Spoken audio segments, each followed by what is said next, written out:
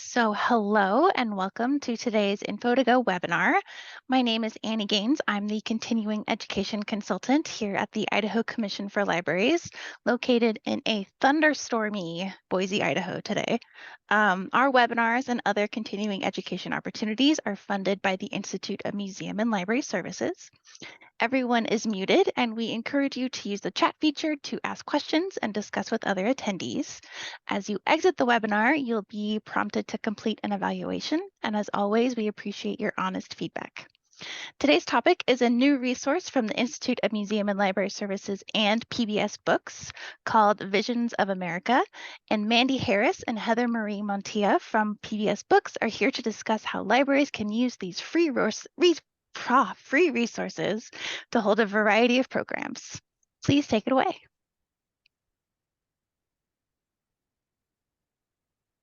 Mandi, you are muted. Sorry.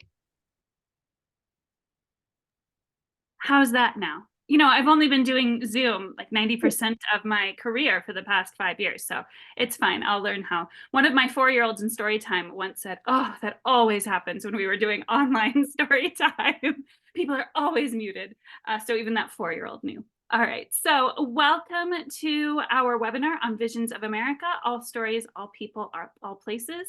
My colleague, Heather Marie Montilla, the National Director of PBS Books, and I are so excited to be talking to Idaho today because, as quite a few of you probably know, I am an Idaho librarian. And while it is not thunderstormy where I am at up in Hayden, up in North Idaho, it is a very rainy, blustery day, as Winnie the Pooh would say. How are you today, Heather? Yeah, no, I'm so happy to be here. And the weather, we had very strong winds in Chicagoland, which is where I now live, but it is sunny. And I'm so happy to be here with all of you and be able to share with you about Visions of America. And Visions of America really came out of this idea between IMLS and PBS Books to share lesser known American stories as we approach the 250th commemoration of our nation, but really giving libraries and museums turnkey resources to be able to utilize at their disposal in any way possible. And Mandi and I have kind of thought through many different bells and whistles that we've put into that toolkit, and we're so excited to be here to talk to you more about that. Yes, we are, and I'm going to move on to our next slide. Just a quick, brief introduction to us. So as I said, I am Mandi. I got my start in Idaho libraries up at the Community Library Network, then moved on to the Coeur d'Alene Library, and I'm still here going back and forth between Idaho and Seattle, where I'm at the University of Washington, working on my PhD in information science. But Heather and I are both librarians. We both have worked in libraries and currently work in libraries. So we took those experiences and we know how valuable time and resources are, which is why creating these turnkey resources for you were so important to us. And Heather, can we hear a little bit about you? Yeah, and just to say, I don't know if Mandi said she's also a children's librarian currently. She makes cameo appearances, or more than cameo, because she's there regularly, always giving back. So I do love that. And I work in my local library in Glen Ellen, Illinois, and I work in the adult librarian area, and I am formerly the director of the Pequot Library, which is in Southport, Connecticut, which is not only an operating library but also has a special collection, one of the foremost collections of early Americana, and so and then the national director of PBS Books, but I also teach at 2 universities in Michigan, and I have the pleasure of really thinking through how arts, redefining museum spaces and library spaces, and kind of how arts and culture meet, and how we can really spark dialogue in communities, especially in a time that much of our country is divided, how we bring people together in these third spaces, these amazing spaces. And so super excited to be here and to get to talk to you about this exciting initiative. Yes, so a little bit about the background behind Visions of America. So it's currently a 7-episode film series, but we also have 3 bonus virtual episodes that we'll talk about as well. And as Heather was saying, it's these conversations that really explore our diverse nation, and it's a focus on people and places and stories and the cultural institutions that have created the America that we live in today. And also, as Heather said, it's coming up in 2026. It's the 250th anniversary. I have the word written here, Heather, because I always need it written down in front of me. The semiquincentennial. We are coming up on the semiquincentennial. I did it. Yes. Anniversary of America. And so this is a partnership between the Institute of Museum and Library Services and PBS Books. And Heather, would you like to share a little bit more about the program? Yeah, I mean, I think what we've tried to do is we basically, there are different models and you'll see, but in the, all of these are digital first, which means primarily they're released online on, some of them can also be their broadcast quality, but mostly you're going to find them in a place and space where you can be able to watch them and engage with them. And we use them for libraries to be able to think about, is it useful for me to be able to take excerpts of this? Are we useful for us to, and we'll get into this more, but really thinking through, as you'll see as we talk about this, what Mandi and I have tried to do is to, from our positions as librarians and as cultural people, what are the ways you maybe want to use this content? And it doesn't have to be limiting, but it's a brainstorm process. And so we're trying to give you all ideas. I would say the theme of certainly lesser known stories comes through, but we also want people to really think about the 250th anniversary, how history was told when I was growing up. I'm over 45, is very different than I hope the history my kids are learning in school. And I'm hoping that part of that story is being told because of the first person, us listening to the person who lived, or us researching and reading primary source material and learning really about, I mean, how many women did I learn about in the history books? Well, lots of women were alive, right? So just thinking about how are we capturing those stories, and then how, as libraries and museums, the libraries here, are we able to share those stories to spark that dialogue, and what does that mean? Back to you, Mandi. Yes. And it's, history and stories, they don't just live in museums and libraries. Those are living institutions we can go in and interact and pull out threads of connection that we then bring back to our lives, to our communities. And so we really hope that these episodes serve as a similar way that museums and libraries do. They're holding these stories. They're able for people to be interacting with other people around them, pulling out these threads of connection. And we'll talk about a little bit more about how you can use these in your community to pull out these threads of connection. And it's really, how do these individual stories come together to tell the story of our national identity? And so by using these really specific sites and places, we can tell our collective story. And also inspire people in your community to tell their collective story, because we all have very unique and special stories, right? And so how do we encourage our community to share about their stories? This episode, so we started really at the beginning, and Crosby Kemper was he was the 6th IMLS head, and he really was the creator and the brains behind the development of much of this. And so you can see the episodes in front of you. We're going to delve more into them, but really the point is to celebrate the spirit of independence. So before we go on, I just want a little poll, if you can say, how many of you have heard of Ellis Island? Okay, well, one of 27. I mean, I'm sure there are more of you. Come on out there. Okay, good. Now, how many of you have heard of the Freedom Tower in Florida? Oops. Nope, right? So this is the thing. The Freedom Tower in Florida, which we're going to share with you, is considered the Ellis Island of the South. It was, in fact, for Cuban refugees, when they were fleeing from Cuba, that is where they went. But this is a story, and I'm from the East Coast, I knew nothing about until Crosby said, hey, I want to do an episode on the Freedom Tower. Now, having said that, I had actually gone to Miami like the year before and happened to go to the Freedom Tower because I'm a historical like nerd and was like, oh, I'm so excited about learning. But until a year before that, I had no idea. And it was just serendipity that that's where I had gone.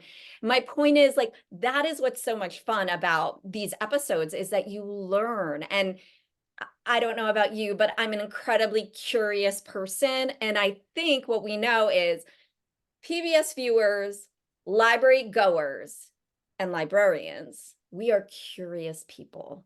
And so what's exciting is that is what we get into, and that is what Visions of America is about. And exactly, Heather, before I became the Museum and Library Engagement Coordinator, I had not heard of the Freedom Tower in Miami. I learned about it when I was doing the preparatory work for this role, and I was watching all of the episodes. And I'm also a curious person. I'm historically nosy, I like to say.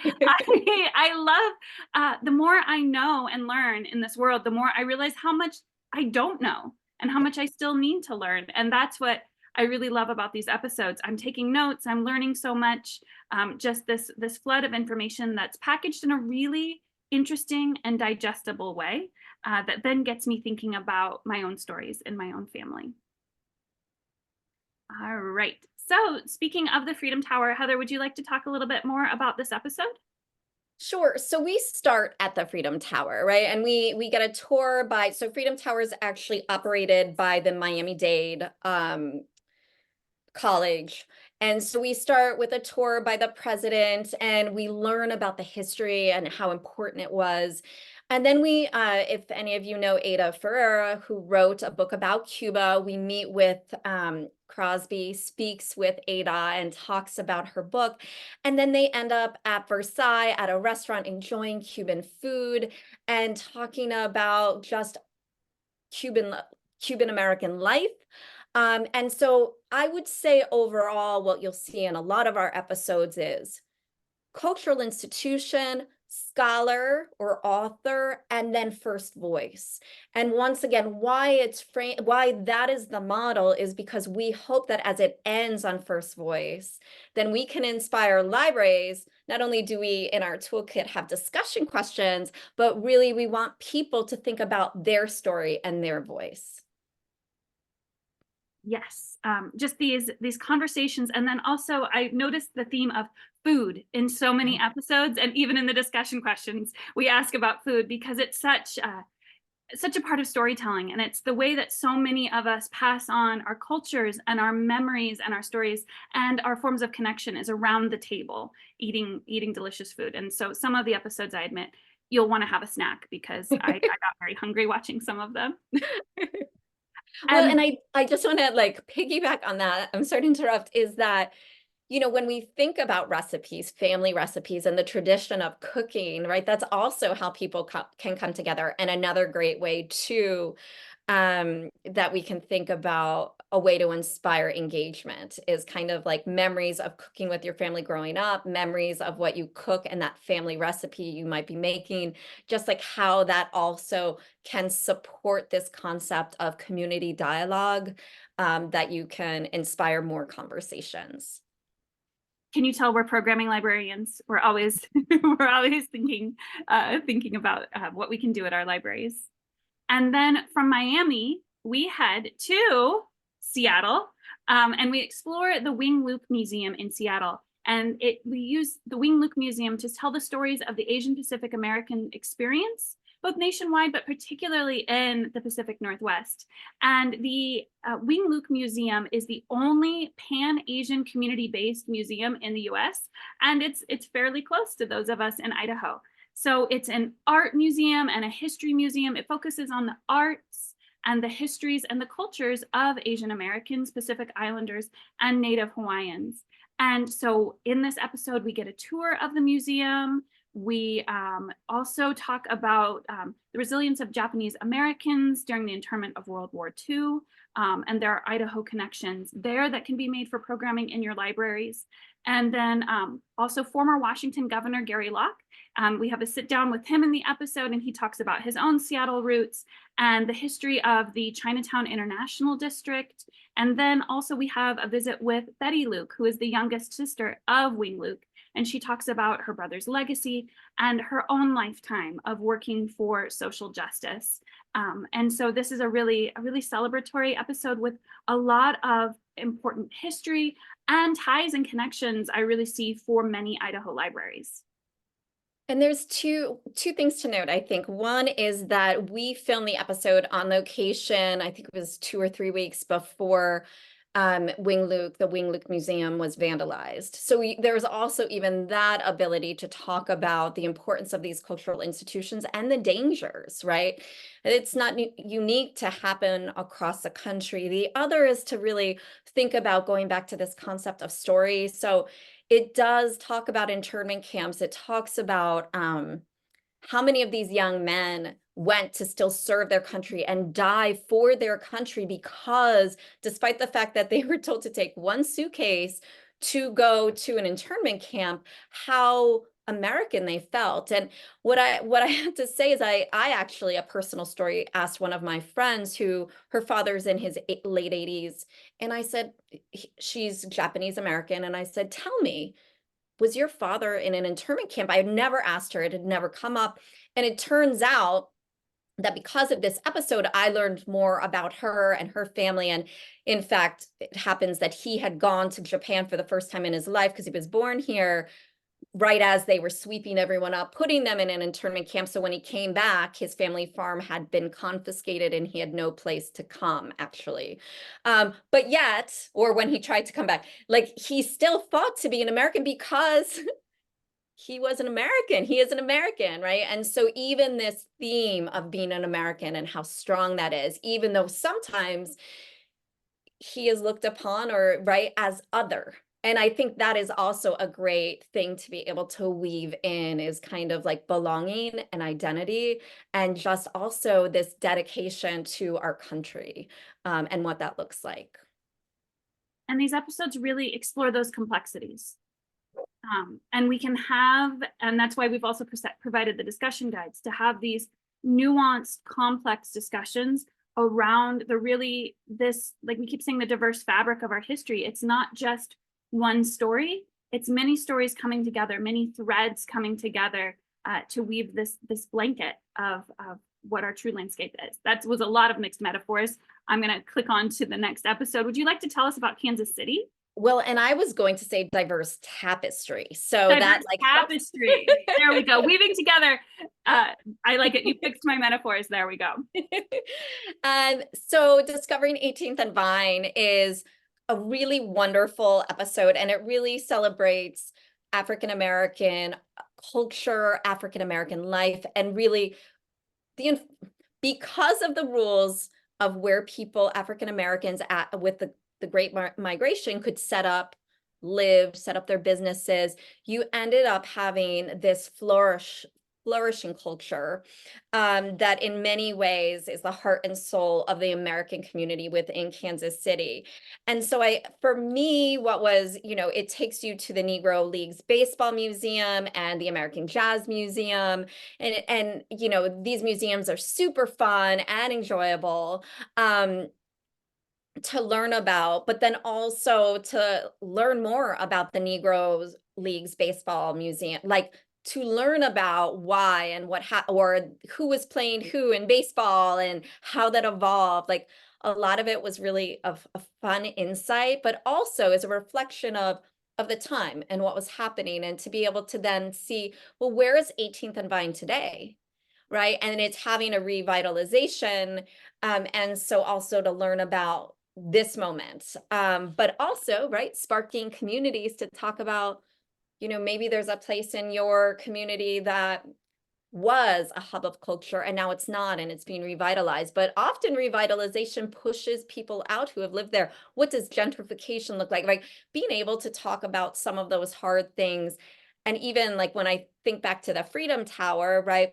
Freedom Tower is about refugees talking about refugees is a hard thing to discuss, but if you're talking about Cuban refugees and then how is it relevant, it makes it a little bit easier. So we're also trying to provide libraries windows into topics that are really important for us as communities to address that sometimes aren't the easiest as librarians who serve the community to address, right? Because sometimes things are hot button topics. And then the other thing we've done, and we'll show this in just a minute, and I'm also going to share how you can sign up for these episodes. What we've also done in the discussion guide is give you tie-ins. So for the Kansas City episode, there is Baseball Fans Day on August 12th. And, so I'm a citizen of Cherokee Nation. And oftentimes those of us who are Native, programming that's geared towards us or about us is confined to November, but we're Native all year long. And so what we really tried to do with these programming tie-ins is to think the whole year round. How could you use these episodes all year round? And so there's International Jazz Day on April 30th. You could show this episode. There's Jazz Appreciation Month, the entire month of April, and also corresponds with National Baseball Day on April 22nd. So we really wanted to think about ways that you could use these episodes all year round to fill in your programming needs. Right here, and then I'm going to go to the next slide. Speaking of being Indigenous, we have an episode that's set at the Heard Museum in Phoenix, and it's stories of First Americans, and the Heard Museum really celebrates Indigenous arts and creativity. And so this episode talks about Native histories and cultures. And I say, I keep using plurals with that because it really talks about the importance of Indigenous diversity, how we as Native peoples here in what is now known as the US, we are diverse amongst ourselves. And so it celebrates our cultures and our histories and our arts and our underheard stories, and including our present day policies and Native American citizenship and tribal sovereignty, all of these really important complex topics. This is a fantastic episode. I loved, Indigenous nerd here. I just loved the art and exploring the Heard Museum. And so it includes a tour of the Heard and then discussions with Walter Echohawk, who's an attorney and an author and a law professor, and also Philip Deloria, who is a professor at Harvard. So that we get these lesser, again, we keep repeating these lesser known stories, and we can pull out these threads of connection to our own lesser known stories in our communities.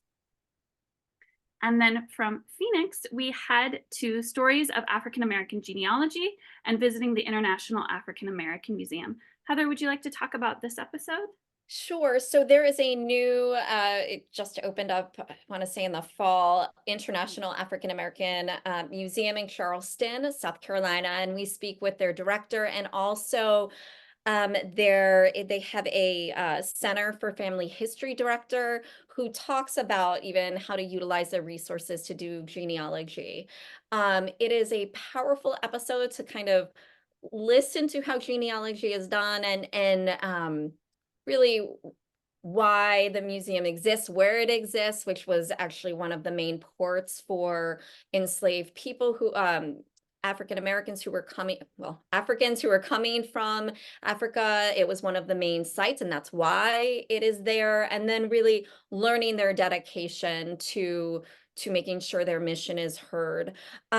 We also connect with a scholar out of Syracuse University, and her project is funded by, it's Dr. Laverne Gray by IMLS. And what she's looking at is really interesting. It deals with family collectives and looking at neighborhoods and how people are connected based on their association and where they live.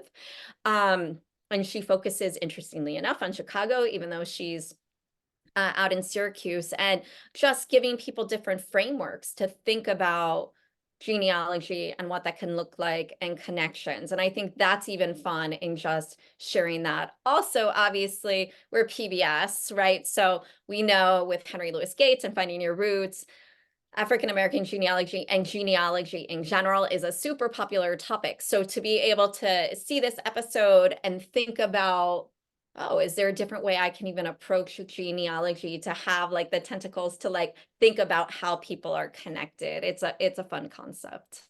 Yes, not just our family genealogy, but our community genealogy, how we're all connected to one another within our communities. I love that. And then we explore herstory, trailblazing women in museum and library spaces. And I've been a librarian for over a decade. I've worked in libraries, and I learned about so many women in museum and library spaces from this episode. We discussed Dr. Carla Hayden, Thelma Golden, Dr. Margaret Walker, Lucy Somerville Haworth, these really exceptional women. And then we also talk about the National Museum of Women in the Arts, and with its director, Dr. Susan Fisher Sterling, and really just how the legacy, this foundation, speaking of families and connections, I think about ancestors, right? And we have our familial ancestors, but there are ancestors in all sorts of different backgrounds of our lives who have led to where we are today. So Heather and I, as library professionals working in this space, we have these trailblazing women who came before us, who are our ancestors in this field that we have to thank. And so this episode is really great for talking about, the women in your life who have led to where you are today, or having discussions around art, and the artists who have really impacted your life, or the books that you have read that have brought you to where you are today, exploring these ancestors in all facets of who make us who we are today.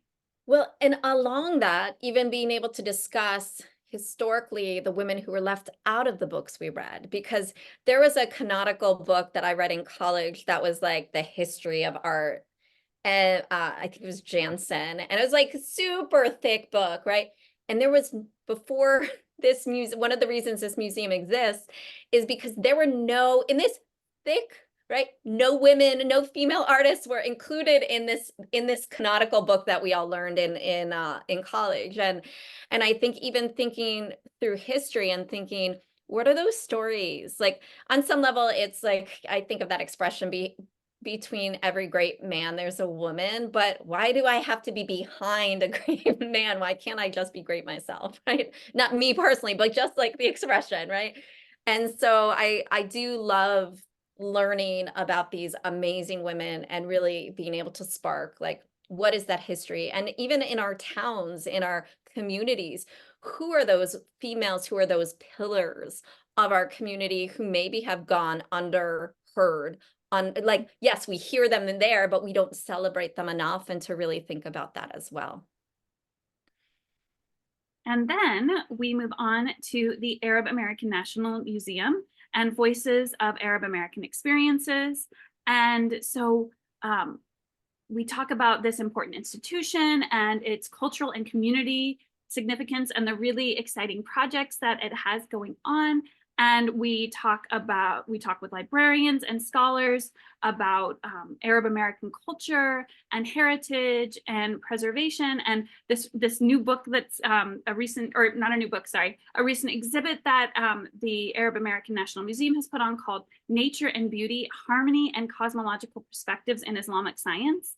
And I love these connections that we can have. Again, it's thinking about these foundations that have been laid of the people who came before us that contribute to who we are today, and the knowledges that we have, and how much we owe to those who came before us. And just to add, one of the scholars who was interviewed was Dr. Chabaro, and she's actually Lebanese American. And when she was asked about like why she went into the library, museum, archive world, her story, or her recollection of her story, is incredible, which was, she was a teenager and she was in Lebanon, and she was outside like a place of archives, a library archives, and it had been a terrorist attack. And she remembers vividly, like, all these papers were flying in the air around her. She recalls it in the episode. And she said, at that moment, she said she realized that if it was important enough for terrorists to destroy, that's what she wanted to like preserve and dedicate her life to. And so for me, listening to that as a library professional, I just was like, wow, like we do such important work, you all, and like thinking about, obviously, maybe that's not for the general public, but if nothing else, it like helps us to be reminded about how important the work we do to preserve these stories, to ignite these important community stories about who we are, and how we can also have people be more reflective about who we are in this country, how we got here, what we're doing, what we want to do going forward. And we're hoping, we're going to go through our resources, that our resources will help make it super easy. It's all free, it's all accessible. Yes. And yes, it is. It's free and accessible. It's planned for you right down to the press releases. And we hope that you can use this to uncover, as we've been saying, these themes. You know, I use the same words a lot: community, relationship, stories. To me, stories are living things. We're just the temporary caretakers of these stories in our libraries through the various resources we have, but also through the people who come in through our doors. We're the caretakers of their stories as well. And so using these episodes and the resources that we've provided with you to really get your community members to pull out threads of connection. So just as an example, as we move through these resources here, you could show one 30-minute episode and then have a facilitated discussion. We have even provided Spotify playlists. So as your patrons are coming in to sit down for the screening, you could have themed music in each Spotify playlist, and we have instructions for it, everything you need to gear up that music. It's themed around the episode. So they're listening to music so for the Miami episode, all of the music on that playlist, it's all Cuban American composers and musicians on that playlist. And so you have the music playing, you watch the episode, and then you have a guided discussion, and you can always use your own questions, but we have for each episode several dozen questions, and we'll go into that in just a moment here. So like I said, the discussion guide, each discussion guide has a project summary, an episode summary, the biographies of everyone involved, the biographies of the featured guests, the discussion questions, and those possible program tie-ins. Heather, is there anything you'd like to share about the discussion guide? No, I just think it's a jumping off point, and you can customize it in whatever way you want. Mandi and I work together to make it like even thought provoking for you to say, oh yeah, I like that question. Just use it as you want. You know, all of it is really to help you to be able to engage with your community. So we just want to help you to have a great conversation. And the discussion questions, there might be 30 for each episode. You will not have time to ask all of those. So we've organized them into themes and even sub-themes. And we were thinking really hard about the connections you could find. So you may choose one set of 5 questions that are organized around a certain theme. And not all of the questions will apply to your community, and that's okay. That's why we wrote so many around different themes.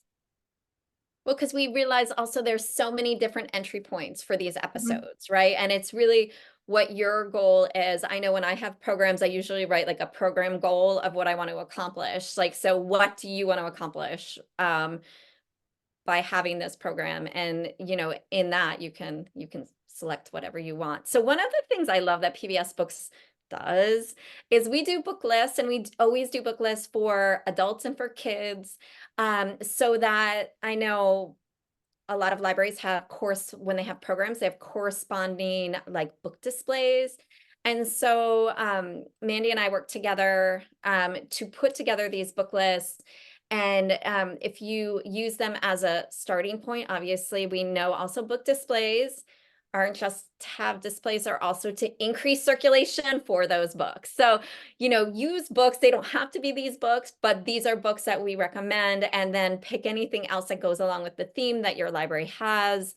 And I think that you'll be excited also by the diversity of some of the books, and even to say that they don't all have to be nonfiction, like some can be fiction. I mean, I love historical fiction. So if you find a historical fiction book that goes along or takes place in Miami, I mean, well, there's some very, very salty Miami historical fiction, but yeah, you get the idea. Use it and have it speak to your community. And I learned so much putting together these book lists. For example, on the Kansas City youth book list, there were 3 women who played baseball in the Negro Leagues. And there was one African-American woman who was an owner of a team, a co-owner with her husband. And so even putting together the book lists, I learned so much beyond what was in the episode. So there's always, again, more to explore. And then music lists. Again, we have how to use it, possible uses for these book lists, how to access Spotify. We have the 7 playlist links for each of the episodes. And those are all ready to go for you because, you know, we can get all of these sensory elements going on, everything from the discussion and watching to having the music playing, even as you do your discussion or your activities as well. That is also available in the resources. And then curricula. So we have, that's being developed, a high school curriculum for classrooms. So if you have any teachers you would like to reach out to, we have a full curriculum coming for high school classrooms. But high school classroom curriculum is a little bit different than library curriculum. So we also have, in addition to those discussion guides that are really geared towards children's librarian, geared towards grown-up programs, we also have children's and library and museum programming. So these are going to be about 45 to an hour programs.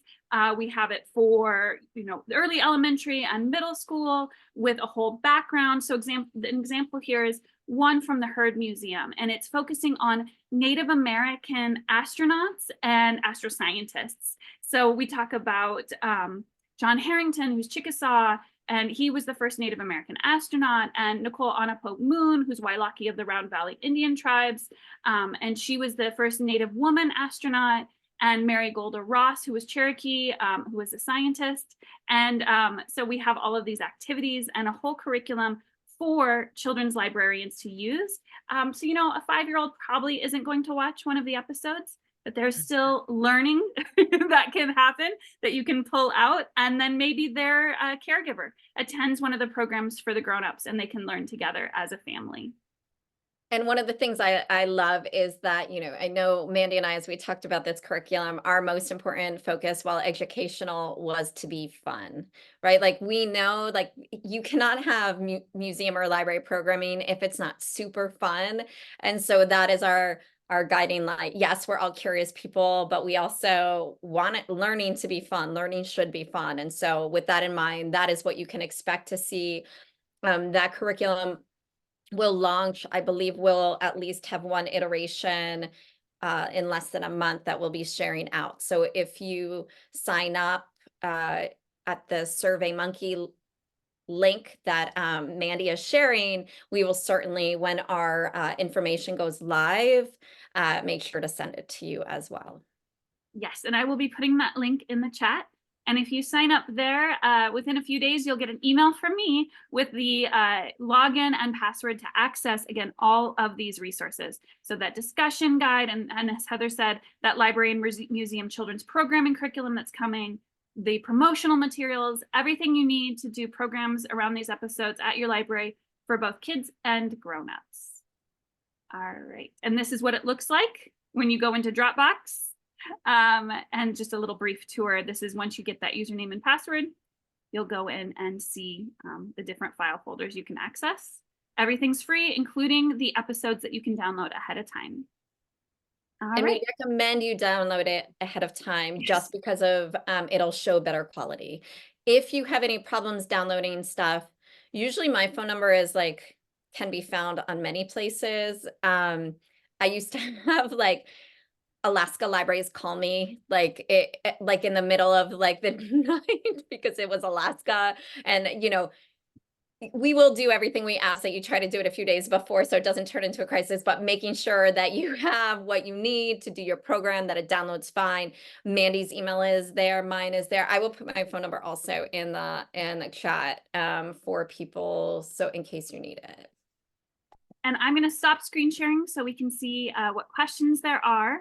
And then also share, I'm going to share that link again to, because it's a little easier to copy and paste it. So that's the sign up link. Oh, Diane, I do remember you from my CLN days. This is, and I see so many names that I know. This is making me really happy. Oh, Christina, hello. That's Christina Taylor. I am so happy to see Christina on here. All right, does anyone have, yes, I do remember you. This is why it's so nice to do one of these presentations for your home state. And if I scroll back up, I see that someone's interested in using the content in their own library for local patron stories for a publication about local history. Oh, and it's somebody from Kentucky, from Williamstown, Kentucky, tentatively calling it Wild Wild Williamstown. Heather and we were at the American Alliance of Museums conference last week together. We've just been seeing so much of each other lately, which I love. Heather is just, if you can't tell, we love working together. And we were really thinking about that, not just using the episodes just to watch, or we love the idea of you pulling out your own community stories, but using them as a jumping off point to tell your own institution story is really exciting. What is the history of your library or your museum, and people's memories of it? So that's really exciting. And oh, Stacy's here too. And then I'm going to, okay. Yes, Diane, go ahead and fill that out. Even if you don't know all of the answers to the questions, and I will follow up with you if I need any more information. And you're the webmaster, so you're using it for more supportive reasons. That's totally fine. And that's the other thing. Let's say you wanted to put it on your website to celebrate Hispanic Heritage Month, right? The Freedom Tower episode, or one of the other conversations, because we also have extended interviews like Carlos Air, who was a part of the Pedro Pan, which was I guess Catholic Charities basically airlifted, I don't know, thousands of kids out of Cuba and brought them to Miami, and then put them in foster homes until their family was right. Like, so these stories, like if that's of interest, we are here to have you utilize whatever makes sense for you, to share it on social, to put in your website. We can help you with embed codes if that, we love to know when you do things and how it's useful, because we want to be able to know what's useful and what's not useful, so we can do more of the useful stuff. And if there's something there, side note that I don't think Mandi told you is that, or we didn't tell you, is that Mandi wrote a press release so that, let's say you are having a program and you want to get started with a press release, it was like a draft press release that you can even insert what program and the name. And once again, if there's something else you need or want, let us know, because it can inspire us to either create it, or maybe we know where it is and it's just not where you're looking for it. Mm-hmm.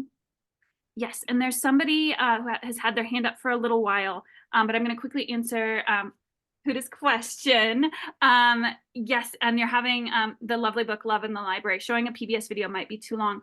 Like Heather said, you could show it on your socials, on your Facebook. You could even oh, it keeps popping up again.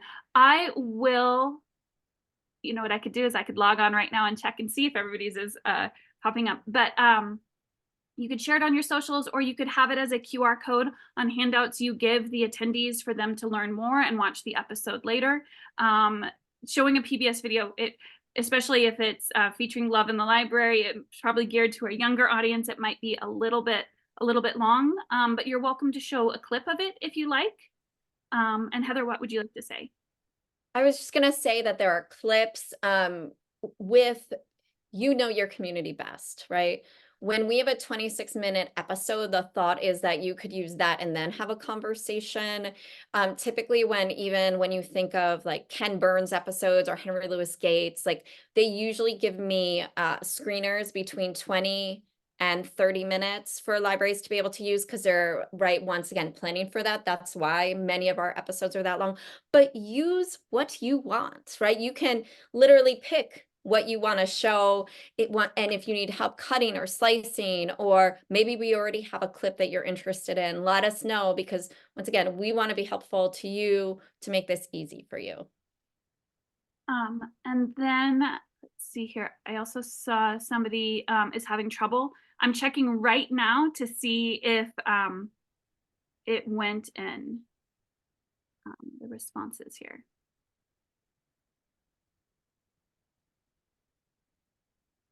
So if you'll bear with me, I can give you a live. So we don't right now have, oh, sorry, am I interrupting you, Mandi? Nope, Okay. We don't right now have a necessarily a specific flyer, but we have the graphics. So you can either make a flyer or we can help you, like, right, because we have the social media or the JPEG for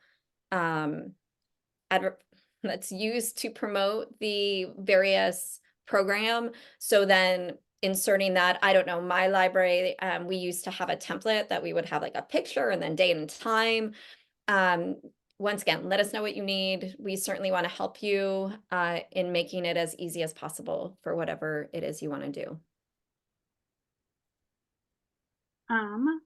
And my apologies if I'm mispronouncing your name, but Errol, yours went through and I see your information and it's all good to go.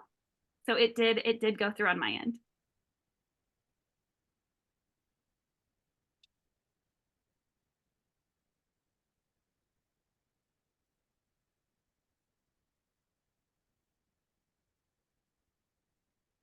All right. Cool. So if there are no other questions, we can thank our presenters very, very much for being here, and then release you all back to your mornings or afternoons, depending on your time zone. So thank you both to Mandi and Heather. This has been really wonderful and informative, and I'm really excited about this resource and how it can connect to these different local communities. I know specifically in Idaho, there's a couple public libraries that are named after like a prominent woman in the community. And so that would be super interesting to start to build more information around those people. I love that. Yes, Yeah. me too. That makes me really excited. So thank you everyone for attending. I'm going to stop the recording now.